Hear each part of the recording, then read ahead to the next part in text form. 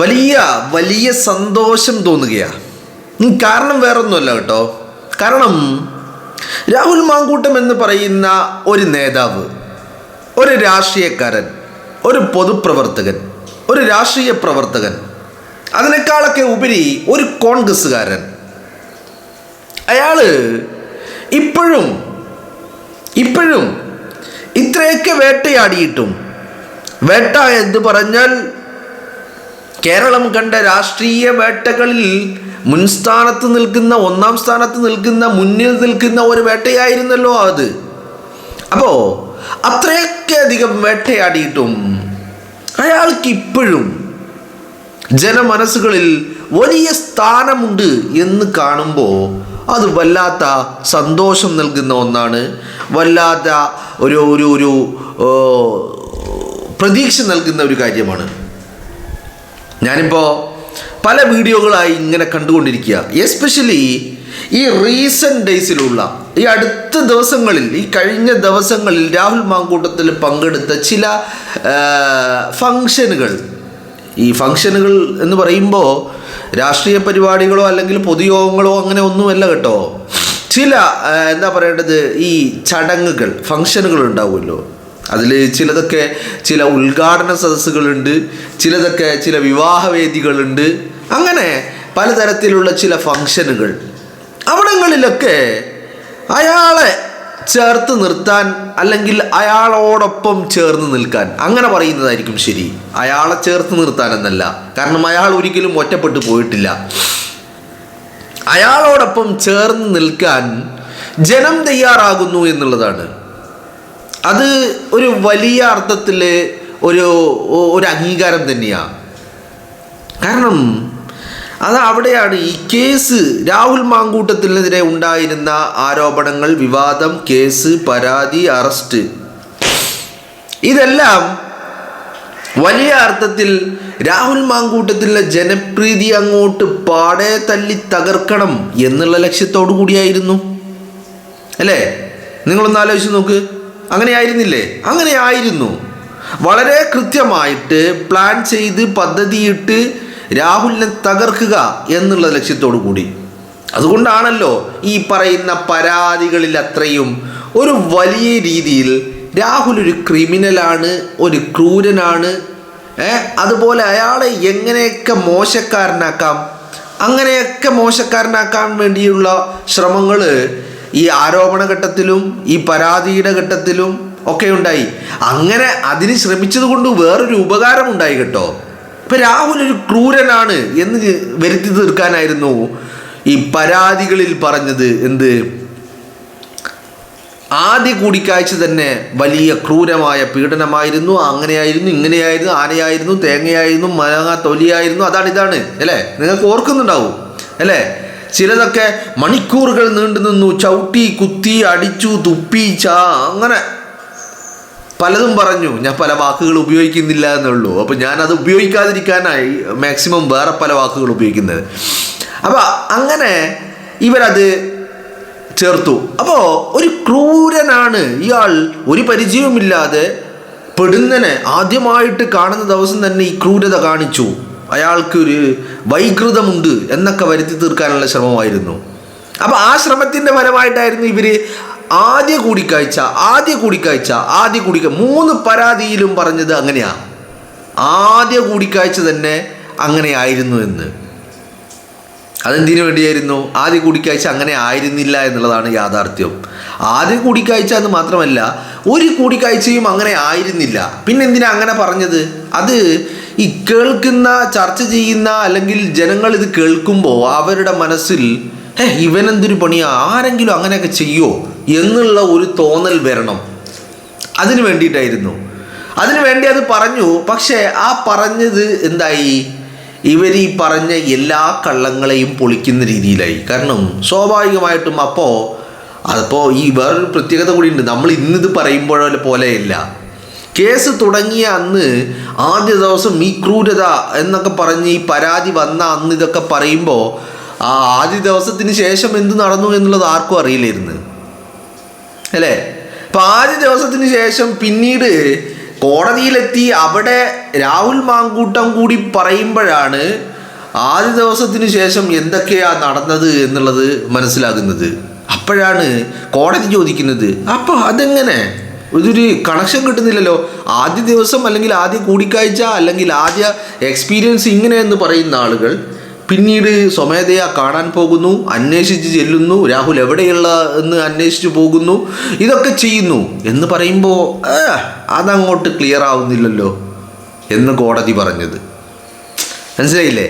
അപ്പം ഞാൻ പറയുന്നത്, ഇങ്ങനെയൊക്കെ ഒരു ക്രൂരതയുടെ പര്യായമായി രാഹുൽ മാങ്കൂട്ടത്തിലെ ചിത്രീകരിക്കാൻ ശ്രമങ്ങൾ നടത്തിയ ആളുകൾ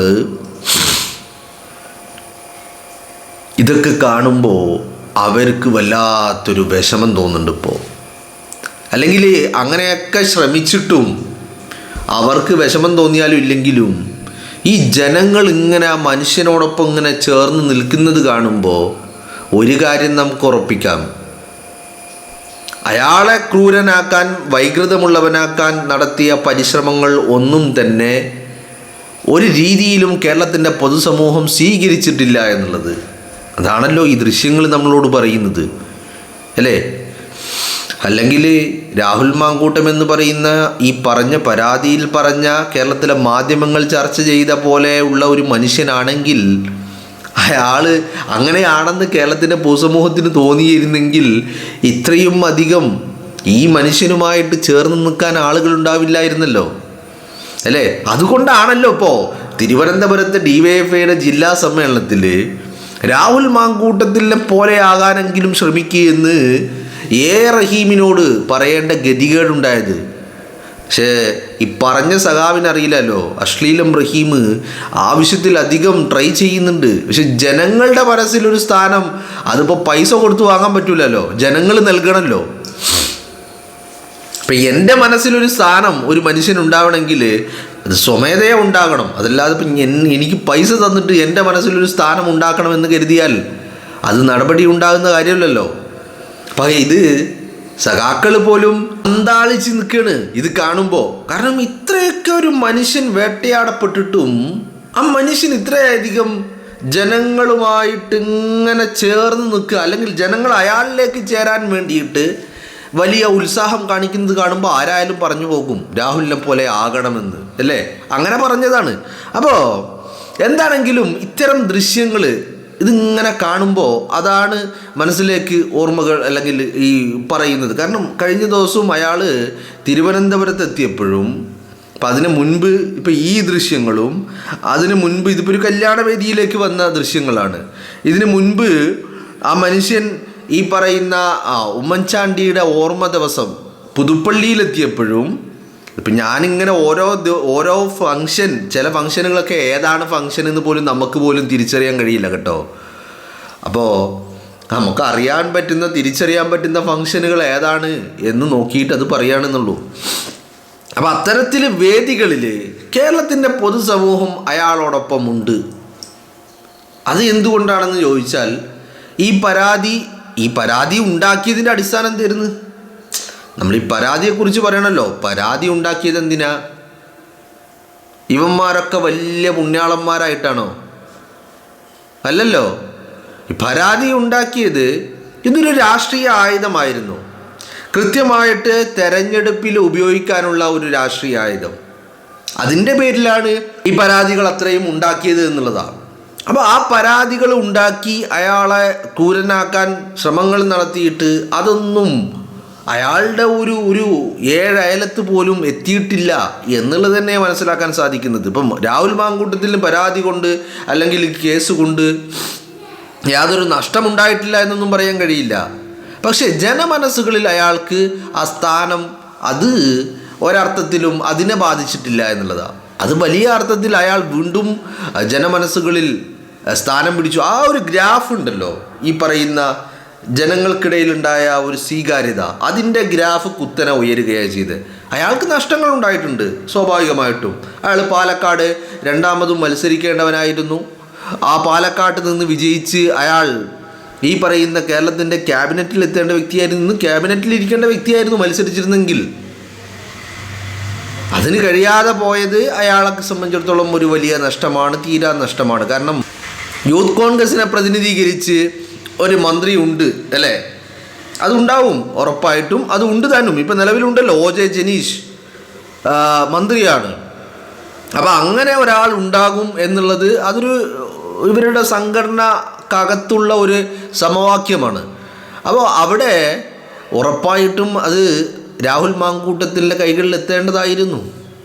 അത് ഈ ഒരു ആരോപണ വിവാദ പരാതി കേസ് വേട്ട, ഈ വേട്ട കാരണമാണ് അയാൾക്ക് നഷ്ടമാണ്. അയാളെ സംബന്ധിച്ചിടത്തോളം അയാളുടെ രാഷ്ട്രീയ ജീവിതത്തിൽ അയാൾക്ക് കിട്ടിയേക്കാവുന്ന ഏറ്റവും വലിയ ഒരു അവസരമാണ് ഇങ്ങനെ ഒരു ഇതിലുണ്ട് നഷ്ടപ്പെട്ടു പോയത്. പിന്നെ അവിടെയും ഒരു കാര്യം ഒരു രീതിയിൽ ചിന്തിക്കുമ്പോൾ ഒരു പക്ഷേ ഈ പറയുന്ന ഇത് തെരഞ്ഞെടുപ്പൊക്കെ കഴിഞ്ഞു അയാൾ മന്ത്രിയൊക്കെ ആയതിനു ശേഷം ഇങ്ങനെ ഒരു വിവാദം ഉണ്ടാകുമായിരുന്നെങ്കിൽ അത് സർക്കാരിന് വലിയ രീതിയിലുള്ള തിരിച്ചടികൾ ഉണ്ടാകുമായിരുന്നു.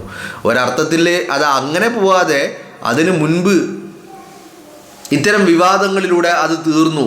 മാത്രവുമല്ല ആ വിവാദം ഇപ്പോൾ പിണറായി വിജയനും ടീമും ഇതൊരു ആയുധമായിട്ട് ഉണ്ടാക്കിയെടുത്തതാണെങ്കിലും ആ ആയുധം അവർക്ക് ഉപകരിച്ചില്ല എന്നുള്ളതാണ് ഏറ്റവും വലിയ പ്രധാനപ്പെട്ട കാര്യം അല്ലേ?